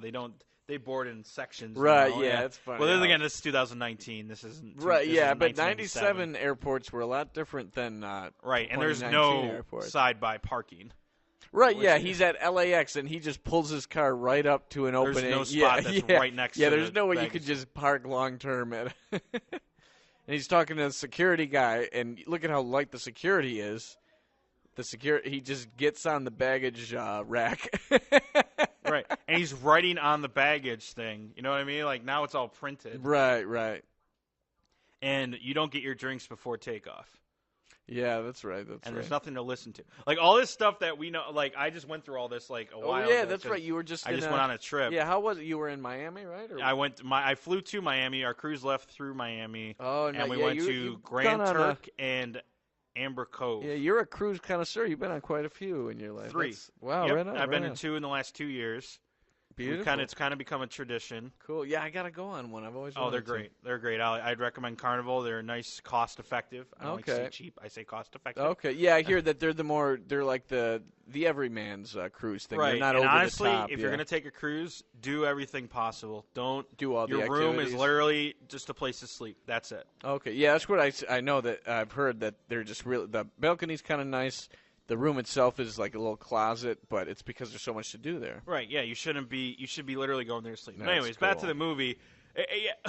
A lot of inconsistencies here. How does he know which plane left? Right, you know what I mean? And how does he know he's hiding in a bag. The bag rolls off something, he unzips the bag. Right. And then he hijacks one of those flights of stairs. I just realized, was the mechanic for the flight of stairs the same mechanic from the... I don't know. He looks alike, doesn't he? Kind of look. We got a remote control here. He sort of looks the same. The mechanic who's working at the airport, is he the same guy who scratched Fletcher's car? He could just kind of look like him. No, I don't think so. Okay. He had a little too much of a toupee on. Right. Thanks. And how can you know it's running great? Right, You literally just pulled it out. Right. And there's no airline here that I don't know of Tower Air. Yeah, they probably didn't want to actually. So you made a plane that has like I think they probably existed. Oh yeah, maybe yeah. Because there's no way that they just painted a plane just for this. Right. Yeah. I'm not sure. And I'm pretty sure this is impossible. Right. Yeah. How the hell does a flight of stairs, which probably goes maybe 10 miles an hour at most, catch up to a plane? Catch up to a jet plane that's about to take a off. Boeing 747, right? Right. Yeah. And that has enough fuel to go coast to coast. They're going from Los Angeles to Boston. Operate one of these things? Right, yeah. And then you see him on the outside. He like sticks his head through the windows. Oh, yeah, Tower Air Max. was an airline from 1983 until the year 2000. Interesting. Oh, so would it be? It's funny they went out of business 3 years after being in this movie. Maybe it was this movie. People were like, I'm not going on that. And we go to the inside of the plane where Audrey is basically drinking chugging so a drink. much alcohol. Yeah, she's just chugging a drink. And then Jerry says, "I love you," and she says, "Thank you," Yeah. which is never what you want to hear from a girl you tell, "I love you." Yep. Thank you, and then she basically says, "Thank you very much," and it's like he's starting to realize, okay, this is a mistake. Yeah. And we're on a plane, and yes, it was, sir. 7 months is too fast. Anyways, and then basically Fletcher shows up in their window. Yeah, he catches right up to the window, and he goes, "Oh my God, it's Fletcher." She's like, "No, it's not him," and he's like, "No, look, It's Fletcher, and he's sticking his face right in the window. Yeah, I made it. Yeah. What's he doing? He's waving us goodbye. Yeah, he came to see us off. Wave to him. The kid just does Yeah, well, it. the kid looks right in the camera and just waves. That's cute. And now he. And not how only long does- is this plane doing? I Like know, on the ground, is it just in the runway. Not only does he catch up to it, he speeds past. he speeds past it, and he goes really close to the jet engine, which would probably burn him from the back and Yeah, it would suck do him in from yeah. behind. Suck him in from Which the right, imagine that the alternate ending is he gets this far into the movie and then he just gets busts sucked his guts. Yeah. He gets sucked into the friggin' And this is just the luckiest shot I've ever seen. right. He whips his shoe with all that wind and everything. Whips his shoe right at the cockpit. Pull this bird over. Yeah, and then the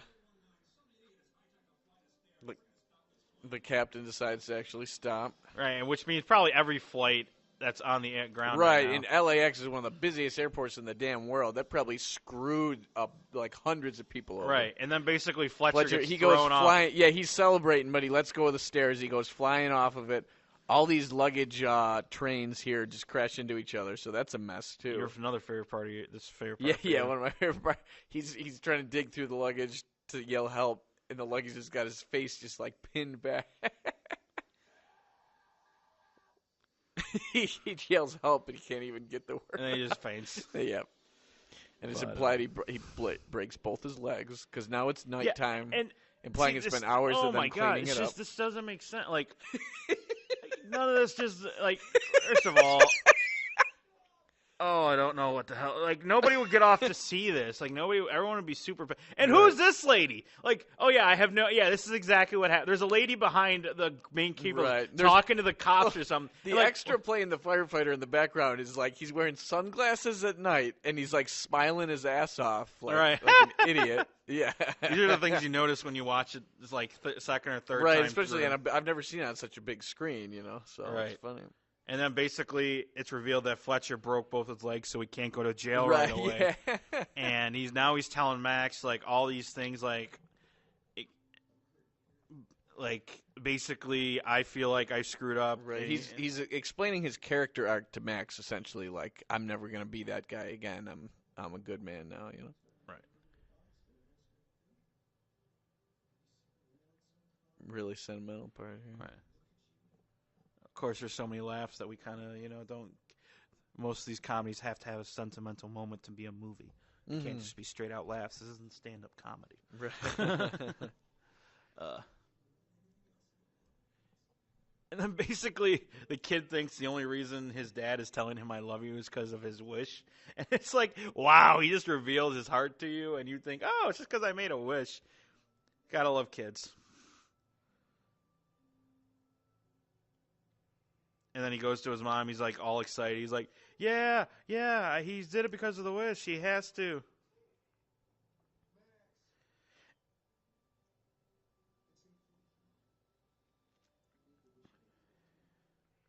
Right, and he's telling him like, wait a minute, it's I've been able to lie for the last half hour. Right. And basically you'll learn that you have to be honest. Like, you have to be honest with the kids. Mm-hmm. And basically Max goes, do we have to go to Boston? And Jerry gets screwed in this whole ordeal. Like, he thinks he has his life set at this point. Right. He's and like, basically the woman of his dreams I've is got like, the girl. I'm going to, be in this family. I've got my job. We're escaping in Boston. And he's the nicer guy in this situation. Right. You would want to cheer for him So it's normally. conflicting, yes. But that's what makes it a good movie. If they made it that he's actually, secretly a bad person. Ticket. Basically, you can fly whenever you want to. Like, what the heck does that? Yeah, I don't think those exist anymore. Right. Pretty sure you have to be assigned to a flight. Yeah, Jerry, go cut off your foot and saw. Which happens after this movie too. Right, that's true. And then basically we skip a year forward to Max, which wouldn't be a year technically. It'd be a year and a day. But wow, yeah. And this is a much different birthday. It's a low-key birthday. Because they learned from last year. Yeah, they learned from last year. Yeah. Basically, they're a little and brat he's of a about kid to blow out the precinct. candles, and Fletcher goes, "Wait, maybe this isn't a good idea." But he lets him do it. Yeah, and I'm looking at this. Okay, so there's lights on in the background. You're telling me, like, There's no way that much light was produced. Yeah, that much light was made by Max candles. blows the candles out, and the whole house basically gets dark. And it's like, how was it? And I know you turn off the lights usually when you sing Happy Birthday, but I would still be like, people would be snapping pictures. There would be light in the room. And basically, he turns on the lights, and Fletcher and Audrey are kissing. Again, so implying they love each other again. They're getting back together, probably. Maybe it implies over this year his character arc stayed true, and she realized. Well, he has to be living there again. Right? Yeah. He actually is a good person again. And then basically they think, oh, it's just because Max ordered or wished for this. Oh, he must have wished for this. And no, I wished for roller skates. Yeah. But his hand hurts. Yeah, and she goes, oh, here's the knife. You want to cut the cake? And she calls him Dad again. And he goes, oh, I'd love to, but... Basically how we started this movie. Yeah, beginning and ends with the club. But now it's both the son and the mom running away from So basically, sub-zero really temperatures don't work on it anymore. It's adapted to its new environment. They zoom out on the house to end it as they're running. And then basically our favorite... I mean, if I had to think, this is our favorite part of the whole movie are the bloopers. Oh, yeah. Bloopers are exactly... They're hysterical. Yeah. They are hysterical. And basically, you got to watch... Go YouTube. I mean, it's kind of hard to describe it without laughing. A lot of them are very physical, but... Right. First blooper is instead of talking to the girl in the elevator... the attractive woman in the elevator, he just tackles her.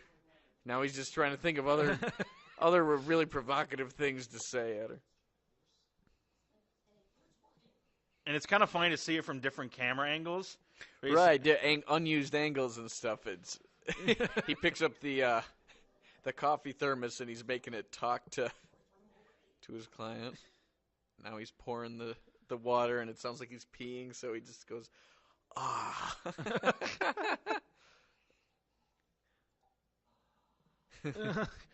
And you got to wonder, like, is this Jim Carrey just being Jim Carrey? Right, did he, forget his line? And he's just like, all right, well, I got to do something. This is what he does every scene. He just experiments. And this camera was screwed up, so that's probably why he does this. The angle was he missed his mark. Probably because he was so excited about origami. Basically, he's taking a piece of paper, and he makes a really bad... Yeah, this instead of just saying prenuptial agreement, he does this goofy dance, gets to the pension, then just eyes the judge. All serious.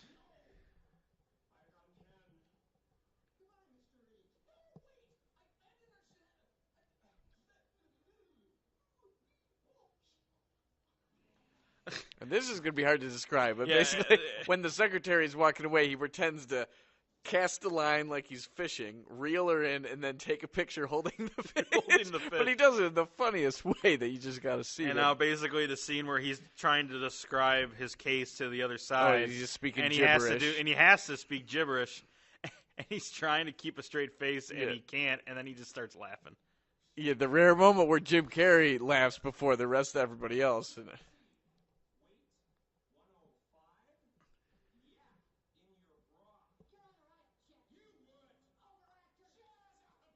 The other lawyer, they're supposed to go back and forth the insults, but the first one she throws out is overactor.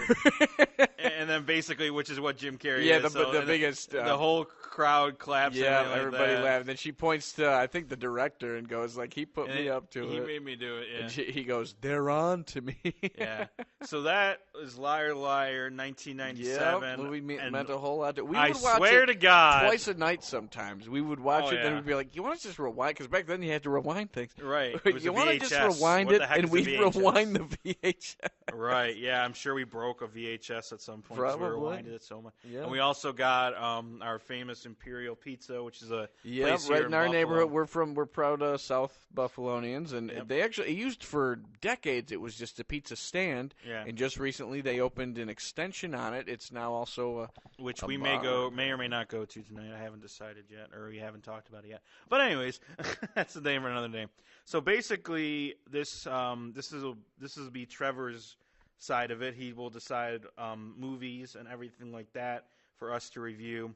And we're going to put a poll up starting right when this is posted on YouTube and wherever we decide to post it. There's so many options nowadays.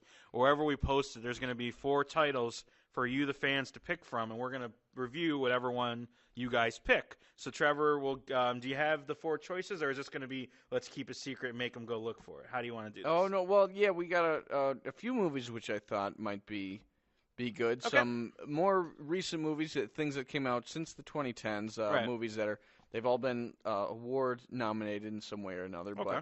But I don't know how many you've maybe seen or heard of or what have you, but a movie that I think is a very good script. It's mostly a comedy, but it deals with serious issues. Silver Linings Playbook. Have you ever seen that? I have not seen that. Okay, that's a really good one. It's Bradley Cooper and Jennifer Lawrence, and Robert De Niro's got a small part. Jennifer Lawrence, you got me. Yeah, yep. Chris Tucker's got a small part. Jackie Weaver's got a small part, but it's about kind of like mental health, people with bipolar disorder and that. Mm-hmm. But it's really funny, and there's a lot of as sports fans, it's about sports obsession. It's about, there's dancing scenes in it. It's a really good movie, but Jennifer Lawrence won her Oscar for this, and I'm pretty sure the script won the Oscar, and David O. Russell's a great director and screenwriter, so that's a good one. So if you want us to review Silver Linings Playbook, make sure you go to vote to that. I think we'll make it a Facebook poll to start, and if we have to change platforms, we will. But so Silver Linings Playbook number 1. That's number 2? Right. Yeah, number 2 is one called Whiplash, one that I like. Sounds like about a car accident, but much. probably Yeah, actually not a car accident. Not a car accident, okay. It's about a jazz drummer. In fact, J.K. Simmons, he played J. Jonah Jameson in Spider-Man, and he's in the We Are Farmers. Dun, dun, dun, dun, dun, dun. Okay. He's that guy. He won his Oscar for this one, All and right. he plays a really, really insanely strict jazz director, and Miles Teller plays an aspiring jazz drummer in this like college orchestra, and it's just about how tough J.K. Simmons puts him through, all the crazy things he makes him do, and how harsh and strict of a director he is. Okay. And Damien Chazelle was the writer and director, and he's one of the he was, I think, the youngest director to ever win Best Director at the time, and that's a really good one. It's really, there's a lot of funny parts just because J.K. Simmons has a lot of clever insults in it as he's tearing this kid apart, but it's really good, and it's not very, I like shorter movies. I think a shorter movie speaks okay, volume. So that's a good one. So if you guys want us to review Whiplash next, 2 weeks from today is when we'll be doing movie. We're going to be going back and forth between a movie and a wrestling pay-per-view, starting with WWE, maybe moving into other promotions. So if you want, it's Silver Linings Playbook and Whiplash. What's your third choice? Third choice, it's it's a buddy cop movie called End of Watch. I don't know if you've ever seen that one either, but I like the movies that I haven't seen yet because it'll expand my horizons. So. Good, but yeah, this is another good one in the sense it's very unique because it's found footage almost. Okay. It's, like a lot of scary movies are found footage. This isn't a scary movie. It's all from the police body cams. I'll warn you now. If you pick any horror movies, I'm not voting. No, for yeah, that. no, I I'm not. I know a that's horror. an acquired taste. Go to Dead Meat if you want to talk about horror movies. It's another YouTube channel. But all right, okay. don't make me watch horror movies, please. But yeah, this one's. I will for the team. If fans vote for other and they vote horror movie, I guess I'll have to. You'll have to. We'll leave the lights on and I'll have my my blinders here.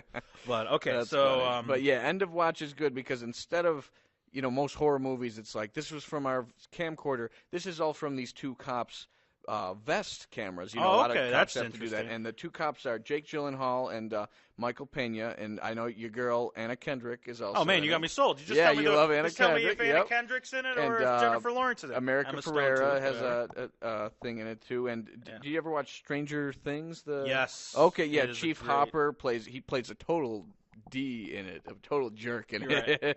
But this is a really cool movie, and it's a good buddy comedy, and it reminded me of me and Alec. If you got never become cops. but yeah, we didn't become cops or thank nothing. God. But it's just a cool movie crap out about of me. like just friends doing their thing, but they get into some intense entanglements because they're L.A. cops. They're not just Right. cops in some It's L.A. random yeah. town. They're right in L.A. So there's intense moments, but a lot of really funny moments, and it's just cool. It feels so real because the whole thing is from their vest cameras, and that is found footage. So those are. So End of Watch, Whiplash, Silver Linings Playbook. Last but not least, And this is. I wanted to see if there was more of like a female-driven one. Sure. Because even though Silver Lining Playbook is pretty much split between Bradley Cooper and Jennifer Lawrence. Yeah, but there's definitely movies that focus on a female. Right. One that I really love, I think has great acting that you may have seen, Devil Wears Prada. I've heard. I've not seen it in full. I know of it. I know Anne Hathaway's in it. Yep, Anne Hathaway's the main character. Streep? Yep, Meryl Streep has a nomination for it. Emily Blunt has a good Emily role Blunt. in it. Stanley Tucci's in it. Yeah, this is a really good one. So when are these movies are all after 2010? That was your theme right? For or these four? Yeah, except for Devil Wears Prada is the oldest one here, and that's 2006. Okay, so it's but after that's way after 1997 of Liar Liar. Right? Yeah, at least a decade. Yeah, after I think our but first reviews we wanted to do something that we were both like. Liar Liar is something to us. Yeah, it meant a lot to us growing up. First we wrestling pay-per-view is going to be something my very first one I ever saw. So, and I don't know if you're gonna watch it before, or you're just gonna come in cold and see what happens. Okay. I think I probably want to watch it because as much all these movies are some of my favorite movies, but I haven't necessarily watched them all within the last year or so. So we're gonna put this up on Facebook. I believe this show, whenever this show gets posted on YouTube, we will also put it there. But the poll will be on Facebook, and obviously both of us will vote. But if you want to vote, let's go through one more time. Silver Linings Playbook. Yep. Whiplash. Devil Wears Prada, and then I couldn't remember the third one popped out of my head. I couldn't remember it, but End of Watch. End of Watch. Whiplash, Silver Linings Playbook, or Devil Wears Prada. Do we dare put an other in there?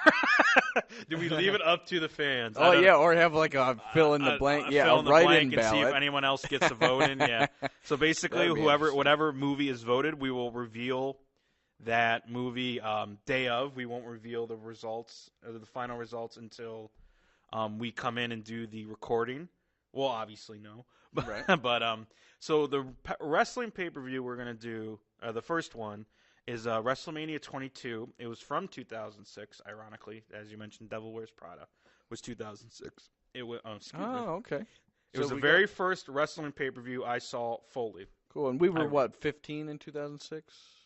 Roughly, yeah. Right, I think we were just entering. 14, 15. Yeah, we were just in Franny's for our first maybe couple of years. St. Francis of Assisi High School here in Athol Springs, not here, but Athol Springs. Right, down in the South Towns in Hamburg. Right. Yep. So it was the reason I picked it is, like I said, it's the very first WWE pay-per-view I watched in full. I borrowed it from a neighbor. I wasn't allowed to watch wrestling as a kid. As I grew up, I just kind of said, screw it. I want to watch it, so I do. It's one of those things where, like, if your parents really shield you for something, you just get more curious about it. Of course, yeah. And for a lot of kids, like, wrestling was a big thing like that. You know? So we're going to do exactly what we're doing now. We may skip a few things because, obviously, we're trying to stay under 2 hours, and we're almost at that point now. We're at an hour 50. Okay. So we're going to try and stay under 2 hours. Obviously, we're watching it live, so we'll see what happens. But we're going to try and, like I said, we're going to try and go back and forth every week. Maybe if we have an extra week, maybe we'll do something special. Maybe we'll just pick a random one. But this is the format we're hopefully going to stick with. Hopefully going to get back on track and do this every week with the help of Medaille College. Now we finally have a professional space to do so. So, Trevor, I'm hoping we can stick to this so we have lots of fun doing it. For Trevor Dugan, say something to the fans. It was great to relive one of our favorite childhood movies for the second time. Yeah, for the equipment didn't break this time. Right? Yeah, but no, that made us extra polished, you know. And I like the pacing. Watching the movie in front of you, it kept our pacing and on pace with the movie. Right. We went. It's funny when a review ends up longer than the damn movie. Oh yeah, exactly. Yeah. Well, we didn't run into that problem. Yeah, the review of the movie was about the movie, but we did talk a little bit before it, so that's kind of why this episode's a little bit longer than the movie. Right, yeah. Which we're gonna do too. We're gonna talk about whatever's going on in our lives and then get into the review. So, and like I said, I enjoy doing this as well. I enjoy producing. Producing is my passion, whatever it may be. Podcasts, movies, videos, however, I just like doing that kind of stuff. Cool. So, yeah, like I said, thanks to Medaille College for giving us a place to do it in. Yeah. And next week, we're going to do WrestleMania 22. So, for Trevor Dugan, I'm Alec Panterpi. Stay random, people, and have a good one.